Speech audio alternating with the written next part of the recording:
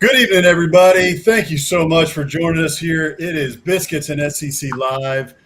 We are coming to you on September 17th. What a beautiful night it is to talk some football. We got a lot going on. Week 3, we had a lot of fun in week 3. Tons going on. May not have been as fun for you if you're a Florida fan or a Vols fan, but we will get into that soon. We've also got CRUZ OXENREIDER, the Alabama meme king, who has been around for a long time. If you've checked him out on social media, always coming out with some funny and interesting memes every week with what's going on. Whoa, got the dog going on. Yeah, right? I got the dog going, but I'm good. I'm good.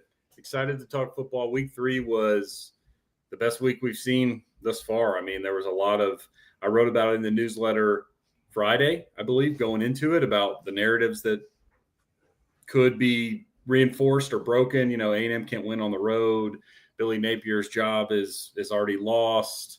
And I think we got some answers to some of those. So I'm excited to dig in. Yeah, without a doubt. So before we get started, as always, everybody, please go and sign up for the Morning Biscuits newsletter, the newsletter that Hammer just mentioned. Comes to you on Mondays and Fridays during the season. You can go right now to biscuitsnSEC.com/newsletter to check it out. Comes to you free as well. So sign up for free.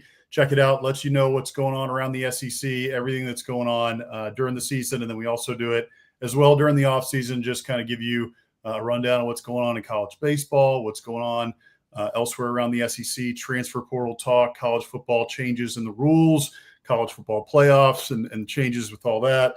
So keeps you informed on what's going on around the SEC and around the country in college sports and the biggest stories that are there. So we have a big show tonight, so we got to really get into it quickly. We got to start hammering through some of these games in week 3. So that we can get to our picks with CRUZ. We've got 5 SEC games this week, and then we'll pick one out of conference, which we'll reveal later because the SEC slate is always good, but we've got some cupcakes this week. So we have a fun out of conference game that we'll have CRUZ pick, and we'll talk about that a little bit later. If you did not read our recaps, if we don't get to a game that you want us to get to, we did a full recap of last week, the week 3 recap. That is up now on biscuitsnSEC.com. So be sure to go and check that out. But we had some massive games in week 3. The first one that we got to get to here happened on Rocky Top. That one was Georgia and Tennessee. And what an incredible game that was. I mean, Joey Aguilar, Gunnar Stockton, they both came out firing on all cylinders. It was an incredible game from start to finish. So what did you see from this one, Hammer? What did you take away from it? I mean, there was really a lot that I think can be said about this game. Absolutely. I think there's a ton of takeaways on both sides. So, you know, to plug our website again, the week 3 recaps, just for all y'all out there, I went 11-1 last week against the spread. So I'm going to be tooting my own horn. You did.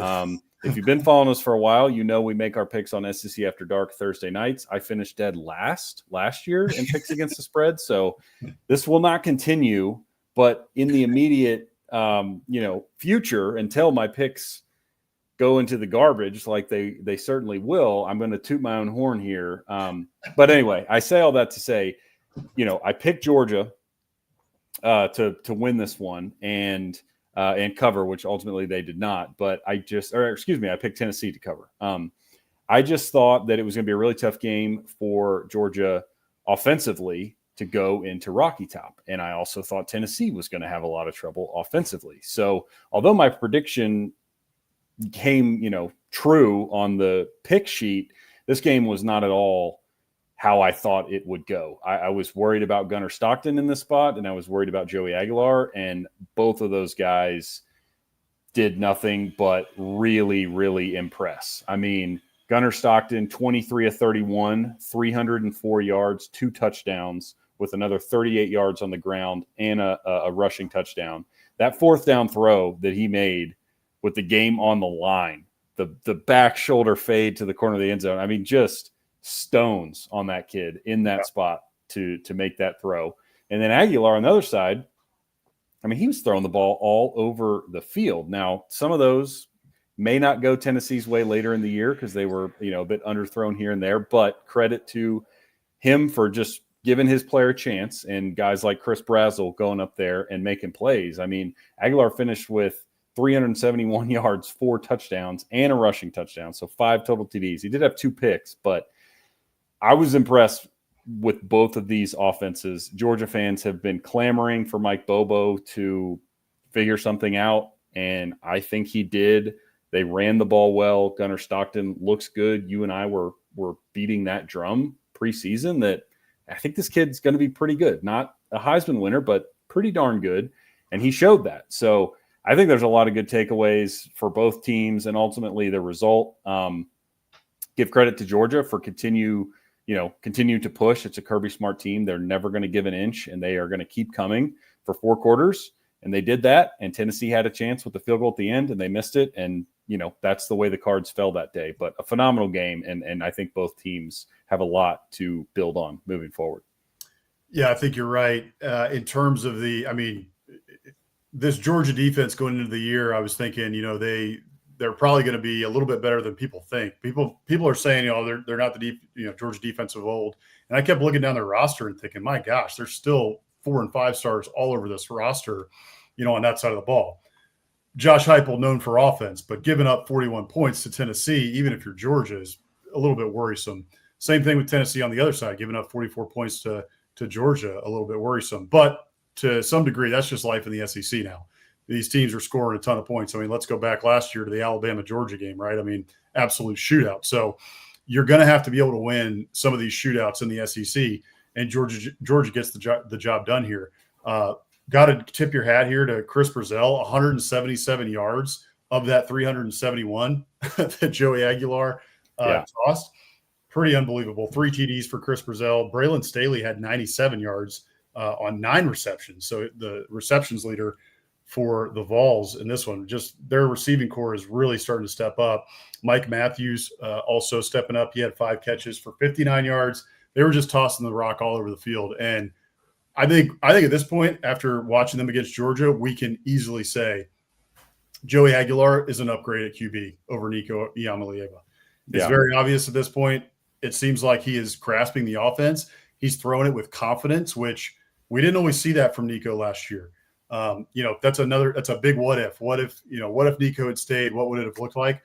Frankly, I don't think it would have looked as good as it does right now. So I think Tennessee fans have to be really excited about the trajectory of this team, even with a loss to Georgia in heartbreaking fashion. Everybody in the stadium, if you've seen the videos, thought that he made the kick at the end, and the kicker missed it, unfortunately, for Vols fans. But yeah, got to credit Gunnar Stockton here. What a game he played. I also want to mention, too, that Georgia rushed for 198 yards total as a team.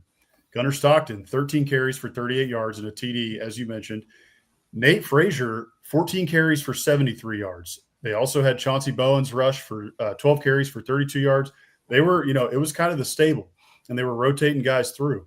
But 198 yards on the ground for Georgia. There's been issues with the Georgia running game here in the last couple of years. It hasn't looked like the Georgia of old. There's much has been said about that. But against a solid Tennessee defense, you got to like where this Georgia team is at in terms of running the ball and being multiple and, being able to go run or pass. You have to have a lot of confidence now if you're a Georgia fan. So good win overall from the Dawgs, but you can't be too disappointed if you're a Tennessee fan. Yeah, I would agree with all that. And I think you're right. The run game is a welcome sign for Georgia. As much as we were high on Gunnar Stockton, I think we both were also pumping the, run game as a needed element. He's not someone who's going to put the team on his back and carry them. He needs help there, in the run game delivered in their biggest test of the year. Exactly. So that is good on that one. We had another huge game here, a little bit of out of conference action.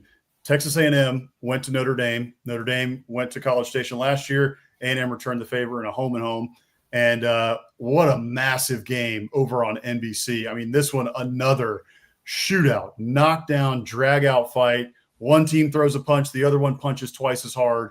you had no idea how this one was going to end up until truly the very end, literally, quite literally, as A&M scored with, I think it was 3 seconds left or whatever it was, on the catch to Nate Borkesher. But I mean, I just can't say enough about this game. As Aggies, obviously we were watching this game and through the roof excited when Borkesher caught that ball. But anyway, what did you take away from this game? Lots to talk about on it. Yeah, I mean, I think, like you said, being Aggies, I think we all said this, in the various group texts that we're in. At no point in that final drive did I expect us to get down there and make that play, because so many times that A&M is in that situation and just comes up short. And that feels like the theme of the entire Jimbo Fisher era, as well as the Sumlin era before that. So a win like this on the road against a very good Notre Dame team is something that can really jumpstart a season, but also a tenure for Mike Elko, because A&M was very aware of the fact that they had not, won a road game against a team that finished ranked at the end of the year since 2014. And, the jury is out on Notre Dame. I think they're a good team. I think they will absolutely finish ranked and have a good chance of going 10-2 with the rest of their schedule. But what this game showed me is a couple things. One, the A&M culture, or just the way that they play under Elko is better. They are not going to stop. They are built for these 12-round knockout, drag-out brawls, and they finally have the firepower on offense to keep pace. Mario Craver, 207 yards and a touchdown. I mean, that's really where I think the game turned when he had that 86-yard reception early in the game, where it was a message to Notre Dame and the country that, hey, we've got dudes and we are going to make plays, and we are not going to have this offense that we have had for the last, decade plus that's just sort of plodding, methodical. They have big playability, and Marcel Reed is confident back there. He definitely, he was 17 of 37, so he missed a lot of throws. However, he takes shots. He's not afraid to throw the ball downfield, and A&M finally has the receivers that can go up and get it downfield. They can make plays in the short passing game and turn it into big plays with yards after catch. And I think with what Colin Klein did in that game and the weapons that he has, I do think this A&M offense is going to be very tricky to stop moving forward. And to finish on this point for A&M, as I said, this is not a game that A&M has been winning, clearly. And, to re-emphasize that, they had, I think, 13 penalties. I mean, they were totally shooting themselves in the foot. Yep. They had a holding penalty, call a touchdown back on the kick return. They had a punt blocked for a touchdown. I mean, you don't win games like that typically. If you're on the road against a top 10 team and you give up a special teams touchdown, you have a special teams touchdown taken off the board, and you have double-digit penalties, that is not a game most teams win. So the fact that A&M was able to get it done despite all of that is a very good sign moving forward, because you get a massive win, and you can also look back at the tape and go, guys, we gave them, a lot in this game. And if we clean that up, we win by multiple scores. Easier said than done, but it's a good position to be in. They didn't play some miracle perfect game and win. They played a very, very flawed game and still came out with a win. I think that's the story of the game, is that this A&M team is talented enough and also has the mindset, the mindset is the piece that has been missing for at least a decade, probably through two different coaches with Sumlin and with Jimbo Fisher, is they didn't have the grit and the mettle to be down. They were down in this game twice in the first half by 10 points. And as Aggies, we're kind of sitting back. We're like, yeah, okay, we're very talented again, but here we go. Here comes 8-4. We're not going to be able to get it done on the road. This is Notre Dame's a very good team. We match up very well with them in terms of talent. maybe they're slightly more talented than us, but that's splitting hairs. But yet again, we're not going to be able to get it done. And instead, this team shows you. I mean, like you said, an extremely flawed game. They had 13 penalties for 86 yards, multiple the offensive line had multiple false starts. So, and Marcel Reed, you mentioned, I think you said 17 of 37 for two TDs and an INT. He played an efficient game. He hit some really big shots. He made it count when he had to, but he also missed multiple deep shots. I mean, at least two, maybe three that were wide open. Guys should have been hit, and they would have been touchdowns, walk-in touchdowns if he hits them. So you have to come away from this game thinking that, all right, we are talented and we have the mindset to be able to beat teams like Notre Dame. We went on the road. We got a massive win over a top 10 team. And now if we can shore up some of these things, the penalties, if we can get, Marcel Reed just a little bit more dialed in, if we can really get this offensive line, cut out the mistakes, cut out the BS, which, at home you would hope you should be able to do. It was loud in South Bend, so there was a little bit of communication issues. So if you can clean that stuff up, you're looking ahead at your SEC schedule, and you have to be really confident about what you have coming forward. I mean, I'll pull up the Aggies schedule here because we talked about this in the preseason. The first 6 games of A&M's schedule set up very nicely, and a lot hinges on this Notre Dame game.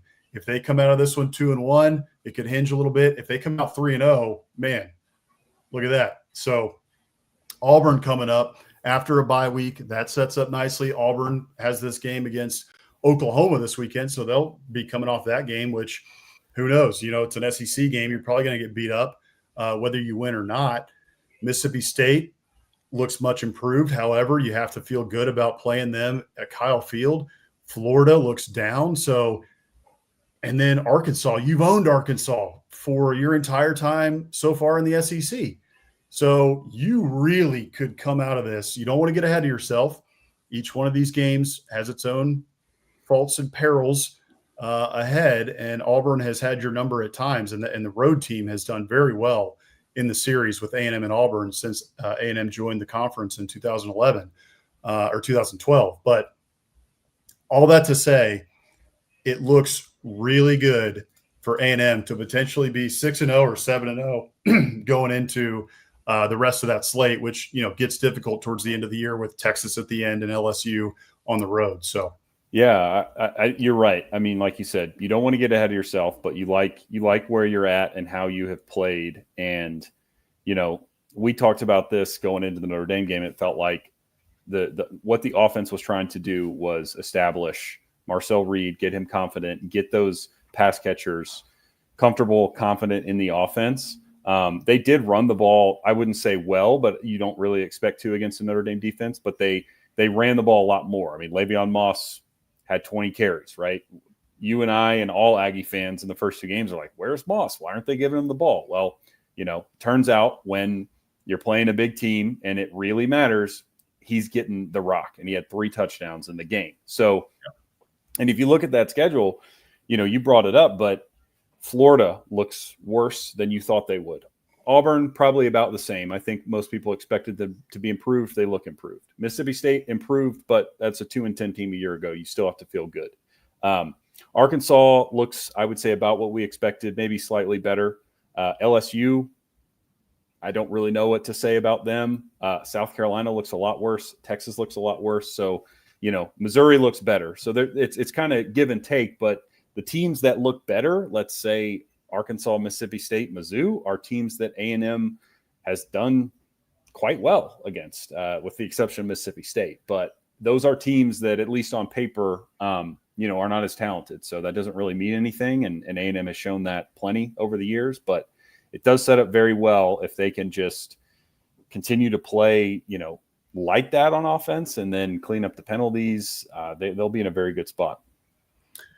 Without a doubt. So you just mentioned one of those teams that A&M is going to play, and they play Florida before they have to play LSU.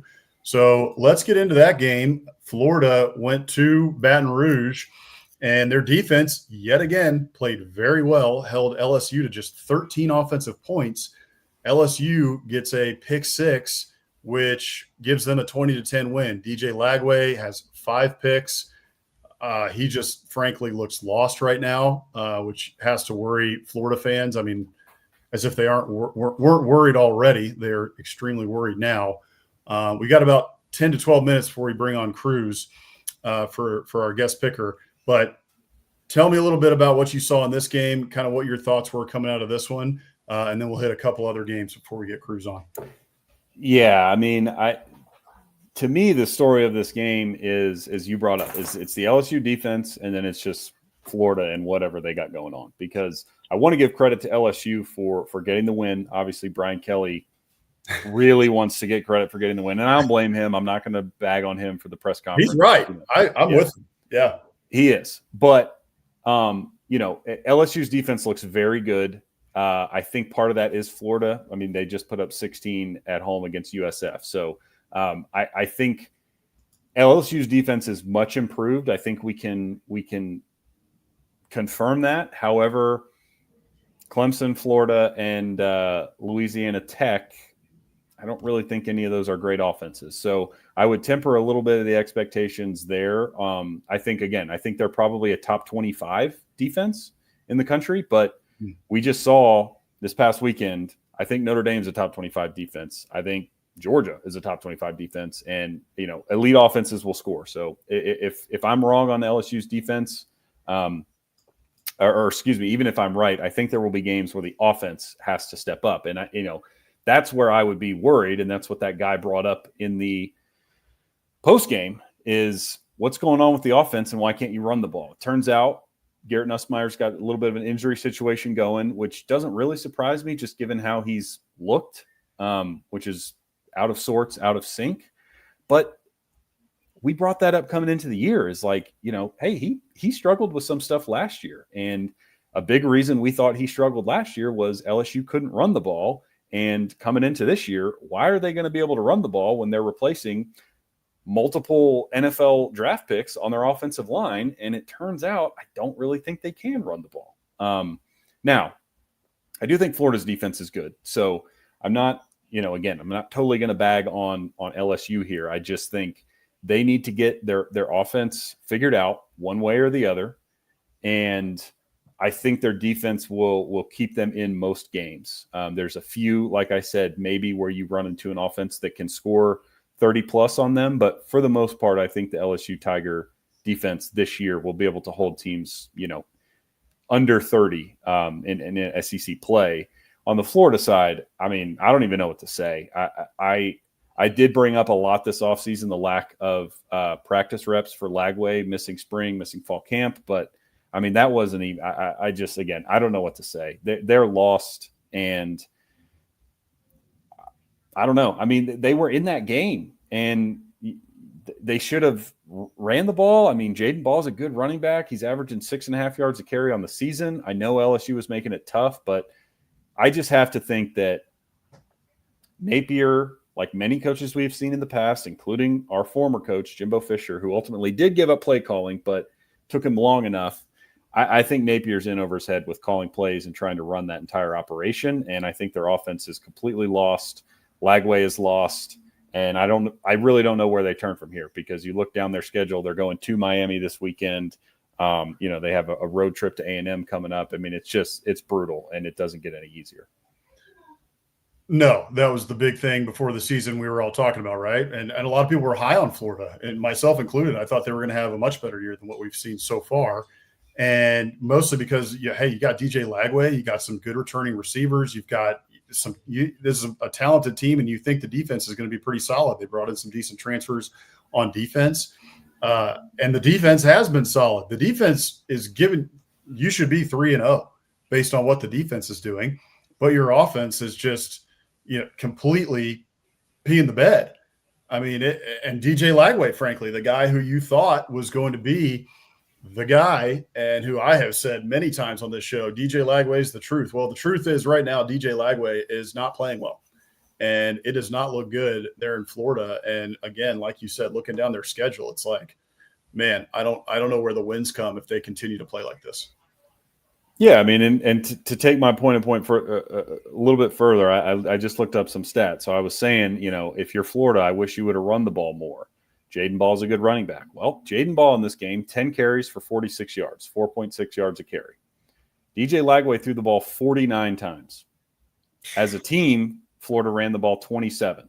So Lagway had 9 carries for 19 yards, and Ball had 10 for 46. So on the day, they finished with 79 yards, 2.9 yards a carry. But this is something I have heard Cole Kubelik harping on in his weekly recaps, which are really fantastic because unlike us, he grinds tape and played the game and knows a lot and knows what he's talking about. And one of the things he keeps bringing up about LSU is, you hear from LSU fans or whoever around that program saying, well, we just can't really run block. We're not running the ball well. And his contention is you're not trying to run the ball well. You look at the game at the end of the game and you've thrown it 60 to 70% of the time and ran it. Well, same with Florida. This is basically a 1-score game or at most 2 scores, most of the second half. They were never in a position where they had to throw the ball to get back in the game. And yet your quarterback is totally lost. He can't do anything. He's making awful decisions. And you look up at the end of the game, you lose 20-10 and you throw the ball 49 times and run it 27. I mean, that's just bad play calling, truthfully. And ultimately, if they tried to run the ball and lost this ball game, like at least you went down swinging, right? At least you went down and said, hey, man, we tried to overpower them in the trenches and couldn't get it done. Hats off. Instead, you go, well, we tried to throw it and we threw 5 picks because after the second, third, fourth, fifth one, I didn't think we needed to make an adjustment. I thought we should just keep doing the same thing when clearly it's not working. So I don't know what to say about Florida anymore. We had this conversation about Napier last September, thought he was done. Maybe he pulls a rabbit out of a hat again, but I don't see it. Yeah, I don't either right now. So let's get to Ole Miss, a team that Florida beat last year and knocked them out of the playoff pretty much. So Ole Miss played Arkansas, another shootout of a game. Arkansas, yet again, kind of shoots themselves in the foot. Seems like it's been a theme for a while now under Sam Pittman, unfortunately, for the folks in Fayetteville. But fantastic game, a lot of fun. And you had Trinidad Chambliss come in for Austin Simmons, and he just lights it up to the point where folks in Oxford are kind of starting to wonder, like, hey, I mean, Austin Simmons, we were all excited about him coming into the year, but we just watched this guy torch Arkansas and look extremely confident. Maybe he's the guy. Seems like Austin Simmons is going to play this week, and it seems like, everything is going to be okay. He's going to have the starting job, but, I mean, awesome game from Trinidad Chambliss nonetheless, and a fun game to watch overall. Yeah, super fun. We talked about this going into that game, that this game is always fun. It's back and forth. It's ridiculous and drunk every year, it feels like. And yeah, I mean, credit to Lane Kiffin and that offensive staff for getting Trinidad Chambliss ready to go. I mean, a D2 transfer from Ferris State, and he looks like a SEC veteran, had 0 problems. Yeah. And then, on the Arkansas side, I mean, Taylon Green played fantastic. He's really good. Bobby Petrino's calling a good offense there. I think they're 7-18 in 1-score games under Pittman now. And you brought it up. I mean, I thought they were going to win because they were down 6. All they needed, was a score. Didn't look like Ole Miss was going to stop them. And then sure enough, Arkansas stops themselves with a fumble. And I mean, you talk about narratives. We talked about some of them earlier, changing narratives. Unfortunately, Arkansas lived up to their narrative that they find ways to lose those games rather than win them. And sucks for Arkansas fans, but for the Rebs, I mean, good for them. You get a win with your backup against a solid team, and you're still undefeated and keep rolling. Yeah, without a doubt. Okay, let's talk about Vandy and South Carolina here real quick, and then we'll get our friend Cruz on here to talk about the Week 4 action that's coming up. But we had to talk a little bit about what happened in Columbia. I mean, Lenore Sellers goes out, doesn't really play in the second half. Didn't play at all, I believe, in the second half. Went out late in the second quarter. So maybe things are a little bit different. He was playing pretty well up to that point. But even still, Vanderbilt lays the hurt on the Gamecocks, 31-7 in Columbia. And yeah, sorry, Mike, you may want to just put your fingers in your ears for this segment here, but it was another impressive win by Vanderbilt. Diego Pavia just keeps rolling, and they've put everybody on notice. They're 3-0 now. And hand up, I keep betting against them. I keep saying they're not going to do much, and I picked them to go 4-8 this year. They're about to prove me wrong again. So, give me a couple takeaways from this one. Yeah, I mean, takeaways would just mostly be kind of what you said, that Vandy looks really, really good. Diego Pavia is such a veteran. He runs that offense to perfection week in and week out. Their defense, I think, is a lot stronger than we've seen in years past. And yeah, I mean, the Sellers injury, I don't think changes the outcome of this game. It's perhaps closer, but bottom line is Vanderbilt is just a better team, and is a better team. I mean, we said going into the game, they both played Virginia Tech. Vanderbilt beat them a lot worse in Blacksburg than South Carolina did. Like, why is South Carolina favored in this game? I know it was in Williams-Bryson at night, but I mean, Vanderbilt is just not intimidated by that kind of stuff. Obviously, they continue to show that they're unbothered by that. Even if they lose games, it's not because they're too small for the moment. So they're just a better team right now. And South Carolina has a lot of work to do because they just don't seem like they have it figured out. I don't know if the Mike Shula offensive coordinator hire is panning out the way they hoped. Even with Sellers in there, they have looked a little bit disjointed and lost most of the season.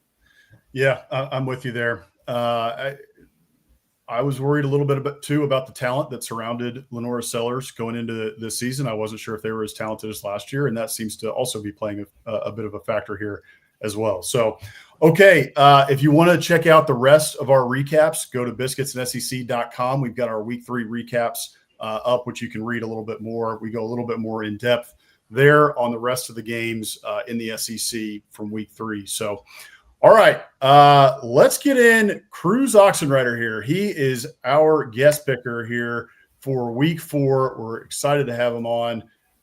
There he is. We got him. CRUZ, how you doing, man? Good to see you. What's up, guys? How we doing? We're doing good. Thanks for joining us. Yeah, not a problem. You guys caught me at the right time and just got back. Was in Tuscaloosa this weekend, and then I actually had a little pit stop. Went to Nashville. Got to go to my first Titans game. So had a good time doing that, and then now I'm back in real life. So nice, man. That's awesome. Love Hey, it. Nashville's always a good time. I'm sure you got over to Broadway. Did you get any of those fun bars over there to watch any of the games after the Titans game? Yeah, we did. So we caught Chiefs Eagles, and then we caught the night game as well. Broadway is always a good time. I mean, Nashville's great. I hope to actually be there full time, pretty in the next couple months, honestly. So always a good weekend. Now I'm in full recovery mode. The Bama's on a bye week, so don't have a lot going on. And now I'm going to recuperate and get ready for it was my bye week as well. Right. Hey, we know how that goes, man. Yeah, you get a little breather. You can just watch the other games with no rooting interest and just kind of relax for a week. So I was stress-free. I love it. That's right. Well, if you guys don't follow CRUZ, go follow him at The Real CRUZ Ox. He is a big-time SEC account, Bama fan, obviously, and we followed him for a long time. Does some great jobs. Does a great job on the SEC meme front. So be sure to go check him out. If you follow SEC football, you 100% have seen my memes, and you either love them or you hate them. That's the truth. That's good. That means that you're doing your job right, though. So it does actually. Okay, so here's our picker standings. We had Rivers Huey on last week, and she went 4-2. She did pretty dadgum good, to be honest with you there. She picked Arkansas to cover and Vandy to cover, which both of those picks ended up good. And then she missed on Notre Dame, which Hank and I, Hammer and Boss Man over here, were pretty happy to hear.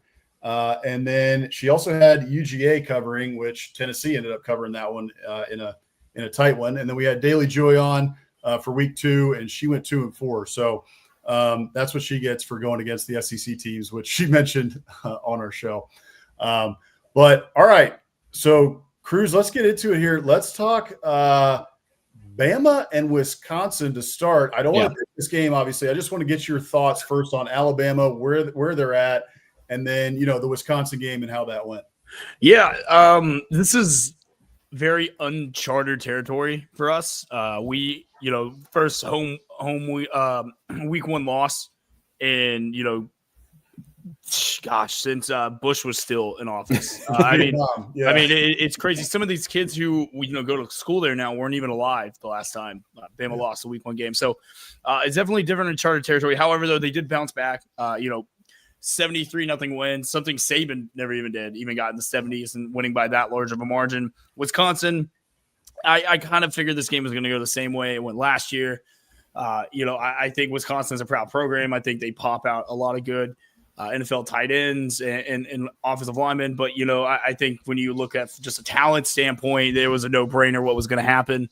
I think, too, I loved watching how poised our offense looked. We looked good without really being too flashy. I mean, I know we had the flea flicker play, which that was set up beautifully. In real time, it looked like that play took 20 seconds to set up. I went back and actually rewatched the game, and it was executed to perfection. I thought Ryan Williams looked back to being like his old self, which was great, getting healthy, and then, getting a massive game against Wisconsin, 2 touchdowns, had probably one of the best plays of the weekend, making a defender look absolutely silly. And then, of course, the rest of the offensive wide receiver room looks great. Ty looks like a totally different quarterback. He looks poised. He looks accurate. He looks like everything you want him to be, especially from that week one loss, even though he was not the reason why Florida State beat Alabama. And people who were blaming him and calling for his head, just don't watch enough football to understand how much he was running for his life and, going into a hostile territory like Florida State, a program that has desperately needed a win like that for a long time. So I like what we're at. Obviously, the Monster Showdown in 2 weeks is going to determine a lot. Same as last year. I was at the game last year, and it had that national championship feel. Like you felt like it was a playoff game. The atmosphere being in Athens, obviously it was probably game of the year. We all remember the Ryan Williams play. I mean, honestly, it shouldn't have been that. As a Bama fan, we were up, I believe, 35-7 or around that time. I know it was 28-0 in the blink of an eye. They batted back a little bit. So this will be interesting. We haven't been to Athens in 10 years. It'll be almost 10 years. So the last time we played them in Athens in 2015, and it was a monsoon game. And I thought Derrick Henry in that time, we were pretty uncertain too. A lot of people picked us to lose that game. I remember going into that. I want to say we were about 7-point underdogs going into that game, if I'm not mistaken. And of course, we went in there, took care of business. Now, granted, totally different era. Kirby wasn't there. There's Mark Ricks last year. So I really need to see what Kalen DeBoer has in store for this team to get a bye week. He's incredible off the bye week. And he's 6-0 against Dan Lanning, Steve Sarkisian, and Kirby Smart. I want to see 7-0. So this next week, I'm so excited. I might be there. I'm not 100% sure yet, but I'd say right now I'm at about a B. I think right now Bama was a B. That week one loss was a really tough one to swallow, but I like how we've bounced back and how different this attitude looks in the first 2 weeks of the season, or the first 3. Sorry. Yeah, I'm with you. Well, if it ends up being a blackout game like they're talking about, oh please, I know. I think we all remember what happened the last time that happened. That's right. Exactly. Right. I'm surprised Kirby didn't just shut that as soon as he heard the first rumor of it. Be like, guys, no, we're not doing this. He was the DC that game too against Matthew Stafford, Noshawn Moreno, and AJ Green. I mean, it was truly one of those moments where you're like, oh damn, like this is happening. I mean, it was Georgia. I think it was picked to win the Natty that year in 2008. I think they were a preseason number 1, or it was either them or USC, if I'm not mistaken. That was that weekend where every big team lost. It was like USC lost to Oregon State, Florida lost to Ole Miss, and there were some other crazy ones that happened too.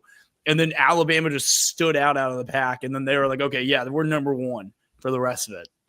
Yeah, we're running the table. All right, let's get into some picks, man. Hammer, let me let you set this one up. Let's get into Florida and Miami.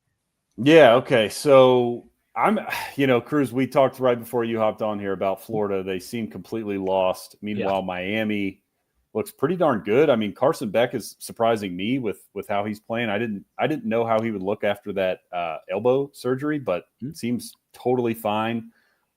He's got like a 185 QBR right now, almost 80% completion percentage. And again, Florida is totally lost. So Miami's 8.5 here. Kind of seems a little low to me, but I know Florida's defense is playing well. What is your read on this game, and who do you think covers or wins the game here? This game is probably the trickiest one of the bunch, just because a lot of people had Florida high expectations this year. DJ Lagway was my pick to win Heisman. I thought I knew Florida wouldn't be 9-3. I thought realistically they were going to go 8-4. And DJ was just going to have to carry that team to the finish line. And it looks like the complete opposite right now. I think Billy right now, I wouldn't be surprised.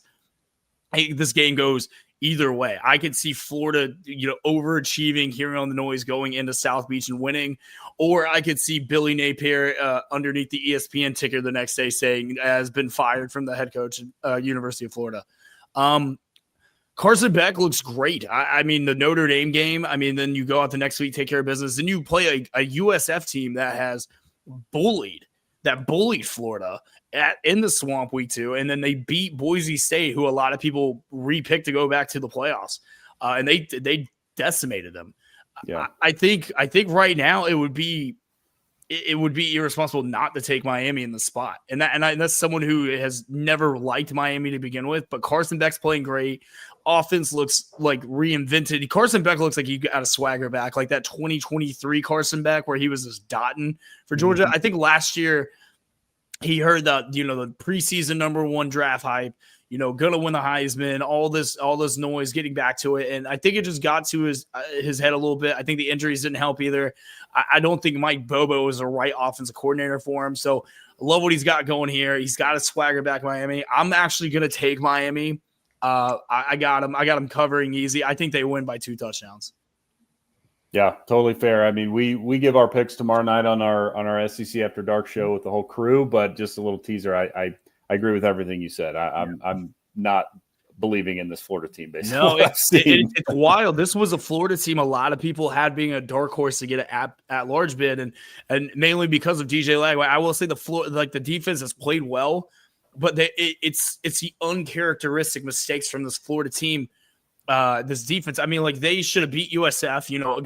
Got a terrible penalty for pulling a Jalen Carter in the game. That gives USF the kick, and then DJ Lagway throws 5 terrible interceptions, and then your defense is on the field the entire night. The fact that they only gave up what they gave is actually very impressive, which is why I think, hey, if they can rattle Carson Beck and if DJ can just play to the level he can, I can see this being the upset of the day. Problem is, though, I don't trust Billy Napier. I haven't trusted him in a while. As someone who got the Spurrier, and even the Ron Zook days. Even the Ron Zook days where they had this elite talent, at least they would go out and beat these teams sometimes. But this just looks like a bad Florida team. Yeah, I am with you there. So, all right, let's get into the next one here. So, next one we got is Oklahoma and Auburn. Auburn traveling to Norman. This one's going to be fun. You got Jackson Arnold heading back to Norman for the first time, probably the only time, frankly. And then, Brent Venables knows Jackson Arnold like the back of his hand. And we call him Blackjack John Batir on this show because of all the ridiculous gambling stuff, which I don't think was true in the offseason, but still fun to mess around with. So what are you looking at in this game? I think this one's going to be probably the game of the day. There's some great games out there, but this one I'm really, really fascinated to watch. This is probably my second game of the day. I think this, we're going to learn the outcome of this game. We're going to learn so much in the direction these two teams are going. And Auburn right now, they're at a 3-0 start. They're ecstatic. They haven't had this kind of hope in a while, but the same thing kind of happened last year where, I was like, okay, we're beating some teams. And then out of nowhere, it's like, oh man, season just imploding. Auburn didn't impress me against South Alabama. I mean, only winning by that kind of margin against no offense from the 2-5-1. I love the South Alabama Jags, but Auburn should have scored way more than what they did, and they should have put like a 50 burger on these guys. I think Oklahoma, if they can stop Jackson Arnold's rushing attack, this is going to be a long day for Auburn. Because that offense and for Oklahoma is going to be on the field all day, a lot of 3-and-outs. I want to see on the other side of things, I want to see if Jackson Arnold can actually beat Oklahoma with his arm, not his legs. Auburn's got arguably one of a top 3, top 4 wide receiver in college football in Cam Coleman. You got a variety of weapons around you. I know they have a great rushing attack so far this year. I haven't gotten a chance to see too much of Auburn outside the Baylor game, just because they really haven't played anybody. And I've gotten a chance to see Oklahoma a few times. I mean, they looked good against Michigan. They stepped out when it needs to. John Mateer is a real deal. I like Auburn in this. I like Auburn to cover in this game, but I have Oklahoma winning. I think this game comes down to a last 4-minute kind of touchdown from John Mateer. But I think this game goes deep into the fourth quarter, and I think Auburn does put up a fight. Only because of the Jackson Arnold effect. And I think they're going to try and really keep John Mateer off the field as much as possible. They're going to run the clock down. Hugh Freeze is going to play not to lose, not to win. Yeah, I can see that. So you're going to take Oklahoma here? I'm going to take Oklahoma to win, but I'm going to take Auburn to cover. Got it. Okay. Love it. Well, hopefully that pans out, because that would mean, that's a super fun game. And I think this game will fly by. I genuinely do. I think Auburn is going to. We're probably going to see. I would say about 45 to 50 rushing attempts from Auburn. I think you're probably right there. Yeah. So, all right, let's get to the next one. Hammer, take it away. We got Mizzou and South Carolina. Yeah, Mizzou, South Carolina. So interesting that this is now at 11.5. I don't know what it was, before last week, but obviously with what South Carolina just looked like against Vandy and what Mizzou has looked like thus far, I'm sure this spread jumped up quite a bit. But yeah, interested in your thoughts here. I mean, kind of Bo Perbula shot onto the scene. He's looked really good. A couple cupcakes in Kansas, and then South Carolina. We talked about them before we brought you on as well, is just kind of lost. I think Sellers is, they're optimistic he'll play, but he just hasn't looked that good. What are your thoughts on this one? Yeah, South Carolina is probably going to be the biggest disappointment this year for me. Even in their wins, I just haven't lived up to that expectation that they had at the end of last year, where they railed off all those wins. Sellers, that injury looked bad. I'm hoping he's okay. Look, Missouri's a solid team that a lot of people aren't talking about. They're 5th in the country in rushing for over 300 yards a game. They're scoring over 50 a game. Now, I know that they haven't really played that high of competition yet, but I mean, you put 42 up against Kansas. You score 61 at home in opening week, 52 against Louisiana Lafayette. Now you get South Carolina coming into arguably one of the probably bigger home games that you've had in a while. It's a night game. As personally, I've never gotten a chance to go to a game at Missouri. We got to play them one time when I was in college, and it was a rainstorm, and I couldn't get out there. So I don't know how loud it can really get in Missouri. But South Carolina is one of those teams like Florida where they look like they're just like one bad game away from the season just tanking. Sellers really is the vocal point of that. I didn't realize how big of a loss Rocket Sanders would be for this offense. Nick Harbor has not really lived up to that expectation, that big play home run threat that all we heard about for the last 2 years. Dylan Stewart is going to have to carry this defense without Kennard on the other side. They lost a lot of talent last year, and I thought maybe with the players that they had coming back would help, but it seems like they just lost too much. And Vandy didn't just win. They blew them out. Like, I've never seen a Vanderbilt team honestly dominate that way at an away stadium like that. That's the second game in a row where Vanderbilt has put their backups in against a Power 4 team for the first time in who knows how long. Yeah. And to go into Columbia, that place rocks at night. And to do what they're doing, because even before Sellers even got hurt, I mean, it didn't seem like Vandy was going to lose that game. I like Missouri in this game. I think Missouri is going to be, I would say, I'd say they're going to be undefeated going into the Alabama game on the 11th of October, because after this they get they get UMass, then they get a bye week, and then they get Bama. So I mean, I expect them to be undefeated going into that game. So give me Missouri to cover, especially if Sellers isn't playing, because if Sellers isn't playing, that backup look completely lost out there. Yeah, no, I love it. Believing in Drink. I feel like a lot of people doubt him, and he keeps winning ball games. You know what's crazy is that like I was such a big fan of him the way after the Tennessee game a couple years ago, where they go in, they beat Heupel, and he talked that trash and he backed it up. And I think the last couple of years they've been a really solid program. If they would be in the Big 12, they would probably be in the playoffs the last couple of years. I mean, I think that should be a move they should look at to get out of the SEC, go back to the Big 12, because now that Oklahoma and Texas aren't there, they have a legitimate shot to run that conference for the next decade. Yeah, I'm with you on that. So, all right, let's get into our next one here. This is kind of an interesting one. You got Arkansas. I don't know who's doing the scheduling in Fayetteville, but Arkansas going on the road yet again to a G6 opponent. So they're heading to Memphis. The Hogs are a 5.5-point favorite here.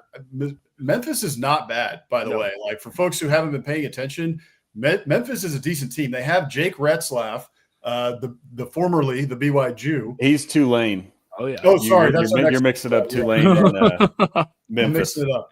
I'm getting two G5 powerhouses, right, G4. right. Yeah, whatever. I got too many stats in my head right now and too many players. That's our next game. We'll talk about that in a second. But Memphis, they're 3-0 right now. They've won their games by an average of 26 points. Their defense has only given up 11 points a game. They have a linebacker, DeMarco Ward, who's got 2 pick sixes and 10 total solo tackles. This defense is playing really well. Arkansas is scoring right now 47.7 points per game. Mm-hmm. Bobby Petrino obviously can call it up, and Taylor Green has played pretty well through a couple games now. Played well against Ole Miss last week. Mm-hmm. So what are you looking at in this game? Does Memphis really have a chance, or do you think Arkansas covers? Yeah, I mean, Memphis does. I mean, right now, Memphis right now is, giving up only 11 points a game on defense. However, though, their opponents are Troy, Georgia State, and Chattanooga. Mm-hmm. So that's not giving me a lot to work with. I mean, I do think Memphis is a proud program. They pulled upsets against SEC teams before. I love watching Taylor Green play football. I really do. I'm a massive fan of his. I like Arkansas in this game. I will say I think Memphis keeps this game close. I think Memphis gets a backdoor cover right now, but I think Arkansas does pull this game away only because of how explosive Taylor Green is. I mean, the fact he's already got 11 touchdowns in 3 games right now. I believe he's at over 800 yards.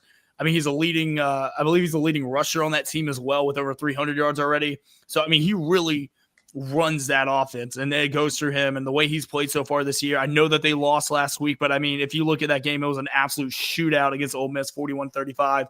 I like Arkansas to win this game, but I will say Memphis gets a backdoor cover. That's going to piss off a lot of people. Yeah, and Sam Pittman needs this game, so I think if they somehow lost it, it would be pandemonium. I like the over in this game. I do, because I'm not impressed with Arkansas's defense so far, especially how they looked. So I like the over right now at 62.5. I believe it is. Love it. Well, we'll move on to our next game here. So Tulane is heading to Ole Miss. So speaking of Jake Retzlaff, the former BYU quarterback, he has had a good start to the year. He's really doing all his damage with his legs. 288 yards rushing, 6 touchdowns through the first 3 games. Yeah. Obviously, Tulane took down Duke last week, and it looks like Simmons is going to come back to play for Ole Miss, and the Rebs are 12.5-point favorites here. What's your read on this one? Man, I like Tulane a lot. I've always been a big fan of Tulane. The last couple of years, they've really put together a solid program where I think they should be in the Big 12. I do like this. I do like this Tulane offense, especially against this Ole Miss defense. I mean, Ole Miss defense compared to last year where they were just absolutely stacked. I like the fact that Tulane's got a top 25 rushing attack.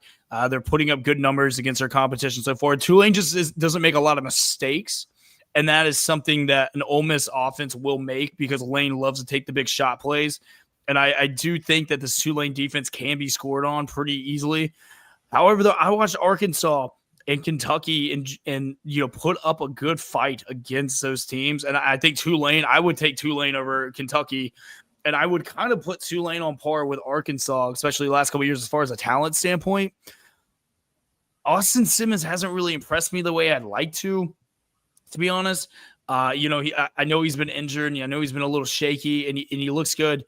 But I think Tulane can hang with them. I'm going to take Ole Miss in this game, but I think this ends up being the game of the day. Like, this is the one I was saying where this is going to be the game of the day. And this is I think it's going to be a shootout back and forth. My gut tells me Ole Miss. My heart wants to go Tulane. And you know what? Like, screw it. I didn't get where I am just going my gut. I go with my heart a lot. So, I'm gonna say Tulane. I'm gonna say Tulane pulls the upset, goes in the Oxford, shocks the Rebs. And because you know what? There's one game a year that Ole Miss they just go in and they stumble and they stub their toe and they lose. And normally it's at home.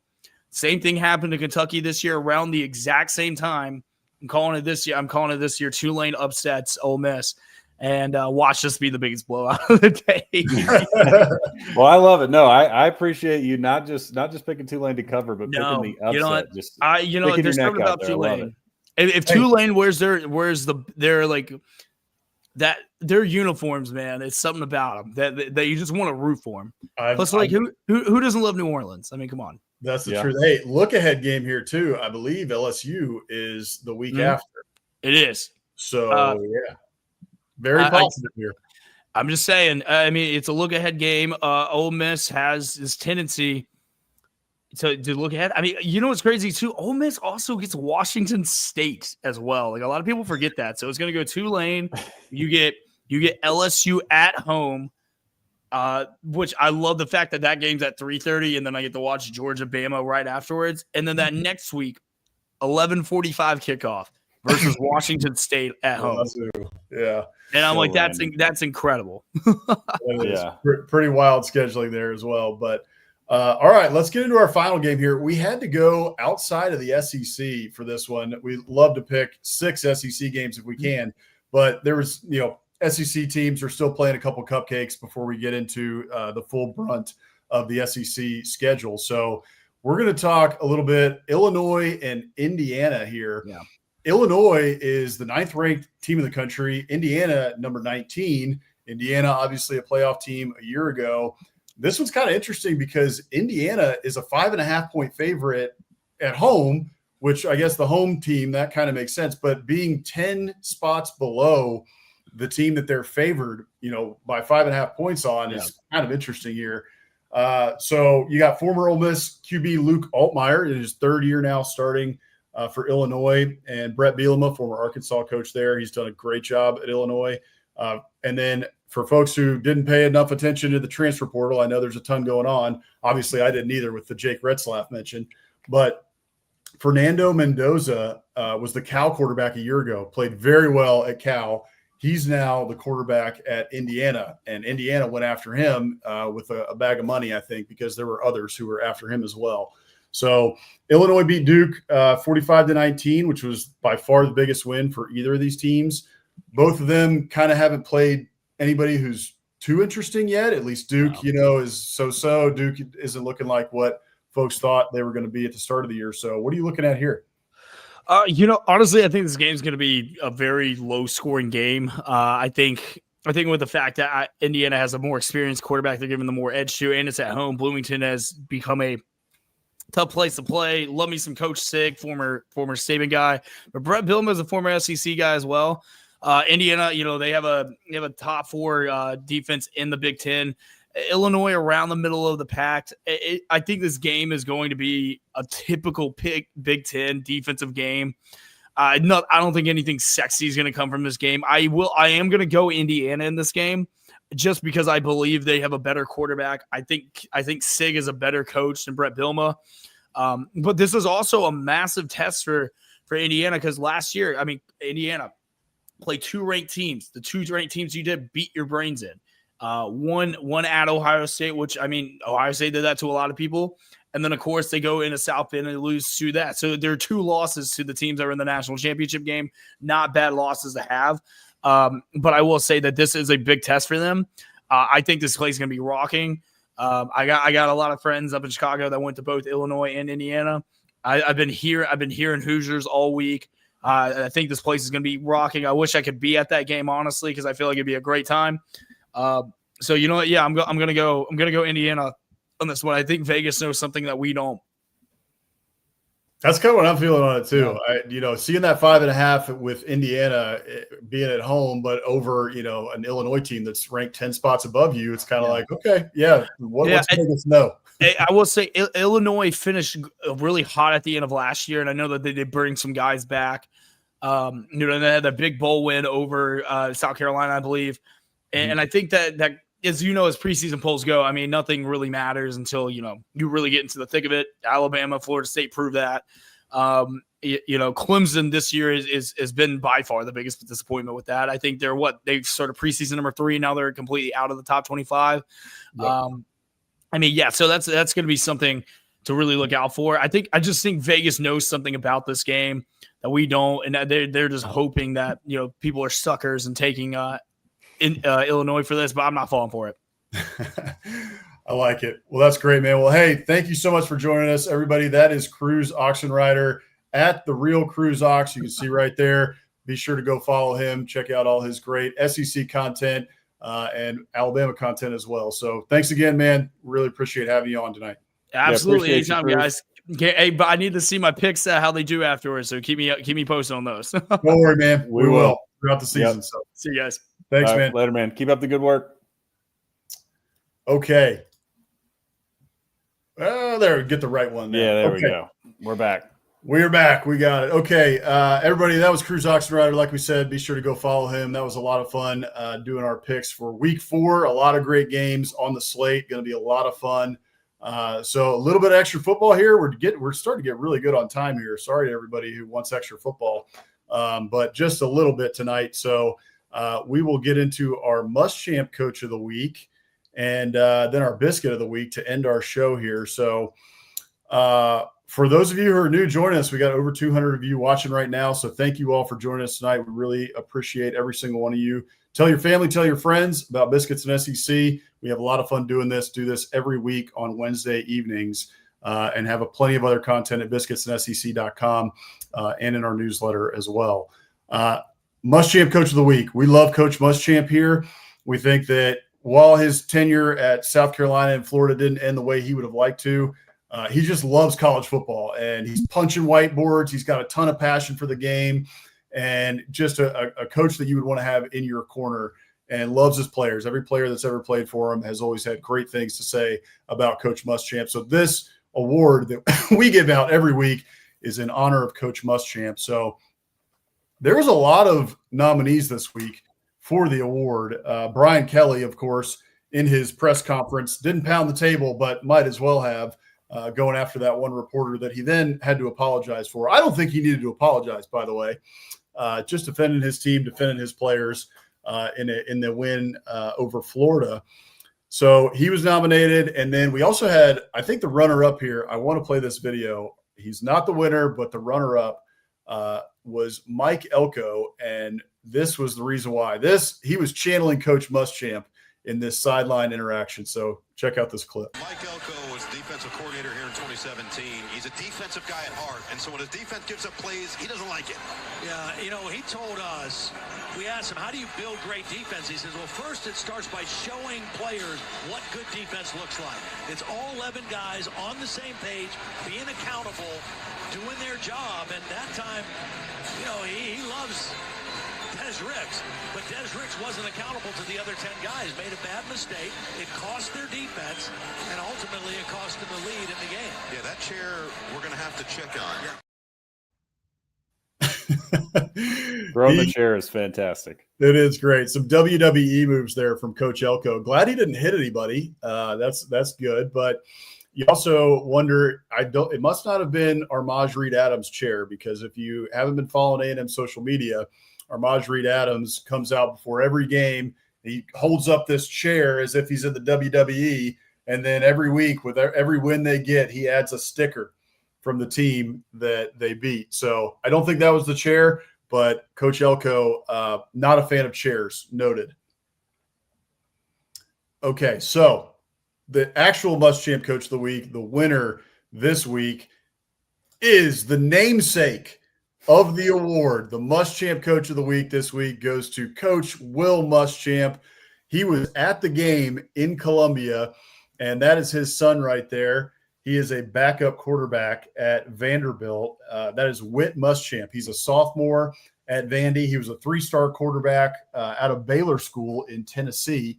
So maybe we'll get to see him at some point playing quarterback for the Vanderbilt Commodores. But anyway, Coach Will Muschamp, he is still a analyst, I guess is what they're calling him. And he's an analyst for the Georgia Bulldogs. I looked it up to be sure. There's kind of been some back and forth as to whether he was. Kirby Smart confirmed it before the season. Coach Muschamp is still helping out at least somewhat with the Georgia football program, but was given a little bit of a reprieve this weekend to go watch his son and the Vanderbilt Commodores take down his old team in Columbia. And look at that smile on Coach's face, man. He was real excited to get that one in Columbia. Sorry to Mike Huseman for that one, but we had to do it. Congrats to Coach Muschamp on the Muschamp Coach of the Week. We will be sure to get out the major award and send him that, because I'm sure he would like to have that one in his office out there at Georgia. Yeah, love it. You know, the namesake of the award being given his current role, he doesn't get a ton of chances to earn the award like this. So a little bit of social media trolling for Muschamp, well-deserved, you know, kind of sticking it to his old stomping grounds, which, you know, I don't know if there's any bad blood there, but, you know, he got fired. So I'm sure he's not in love with the place. Yeah, I doubt he is. I think a place that's still playing him, so he gets to sit in the paying him. So I think he gets to sit in the stands and continue to get checks in, or at least he definitely got millions of dollars from them in the buyout, whether they're still paying him or not. So nice to sit back, enjoy your millions, watch your son with the clipboard and the headset during the game, and get a big win over the Gamecocks in Columbia. So that was a fun one. All right, finally, to close out the show here, we've got our Biscuit of the Week. And this one comes from a fan of the show who we are going to start calling Mr. Biscuit, or Captain Biscuit, if you will, here at Biscuits SEC. He has been with us for a while now, and we can't thank him enough for watching us every week. That goes to Rick Wilmarth, who sent us in this awesome looking spread here from Eggs Up Grill in Huntsville, Alabama. That is his biscuits and gravy there with sunny side up egg on the left, fried egg on the left. And then on the right there was something I pulled from online. They've got some awesome chicken and waffles there that looks incredible. And that also looks like whipped mocha or something going on with some French toast and some bacon in the background and some orange juice and Smucker's jelly, everything you might need for a good biscuit or a good waffle there at Eggs Up Grill in Huntsville, Alabama. So thank you to Captain Biscuit, Rick Wilmarth there, for sending in the Biscuit of the Week from Eggs Up Grill in Huntsville, Alabama. If you guys are in Huntsville, make sure to make a stop by Eggs Up Grill, because I think you're seeing what I'm seeing, and it looks pretty dadgum good. So it does. And Rick confirms, good restaurant. So yeah, if y'all are in the Huntsville area, be sure to stop by. No doubt. Well, if you would like to be featured on the show for a Biscuit of the Week, be sure to tag us on social media. You can shoot us a DM. You can also send us an email, contact@biscuitsandsec.com. And we would love to feature your biscuit on the show. We have featured multiple friends of the show before, multiple folks who have tagged us on social media. So we love to feature those. And every once in a while, Hammer and I, Captain Biscuit there. Yeah, yes. So that's Rick, official now. He's giving the endorsement. So Captain Biscuit is. Love it. Okay. Oh, Mike says also okay. So Chain here in the South, they're across the footprint there. They've got two in Columbia, South Carolina, have awesome breakfast. So Eggs Up Grill across the footprint. If you are around an SEC town, make sure to look them up and maybe you can check them out and get some good biscuits. So that should do it for us tonight, everybody. Thank you so much for joining us. We had a lot of fun. Again, CRUZ OXENREIDER, be able to go follow him on social media at The Real CRUZ Ox. We had a lot of fun picking week 4 games with him. We will be on SEC After Dark tomorrow to make our picks, which we do every Thursday night, 9 Eastern, 8 Central. So be sure to check us out tomorrow night on all the After Dark channels. We'll be here on X, on our feed, over on Stephen Willis's feed. Stephen Willis of Locked On Ole Miss, who started the After Dark Network, does a great job. Also, our friend Mike Huseman, he does Off-Season After Dark. Don't let the name fool you. He also does podcasts during the season. He's continuing to do his work. He does an amazing job over there. Recently had someone from Virginia Tech on to talk a little bit about what's going on with the Hokies, who just fired their coach, Brent Pry. And then Bama After Dark, go check them out. That is Jake Thomas of the After Dark Network. He does a great job of Bama After Dark covering the Tide. And then check out the Regular Guys pod. You can check Twitter. They're going to be on a more regular cadence here soon, but go be sure to follow them. Regular Guys pod. They talk football and they talk about all sorts of things all over the map. Get a little bit off the rails, which is a lot of fun. So as always, everybody, be sure to go sign up for the Morning Biscuits newsletter, biscuitsandsec.com/newsletter. That is written by myself and by Hammer. We write that on Mondays and on Fridays during the season. Everything you want to know about the SEC. We keep you updated on injury reports during the season, what's going on, the biggest storylines, SEC shorts, everything that you want to know about the SEC. You can find it in the Morning Biscuits newsletter, and it's free to sign up. So if you want to stay informed about what's going on across the SEC and also sometimes across the country, be sure to sign up for the Morning Biscuits newsletter. So that should do it for us tonight. Thank you guys so much for joining us. Nearly 250 of you watching us tonight. We really appreciate each and every one of you for being with us. And we look forward to seeing you again right here next week at 7 Eastern, 6 Central for Biscuits and SEC Live. And you can check out the rest of our work at biscuitsandsec.com. We'll see you guys tomorrow night for SEC After Dark. For Hammer, I am Boss Man. This was Biscuits and SEC Live. Appreciate y'all.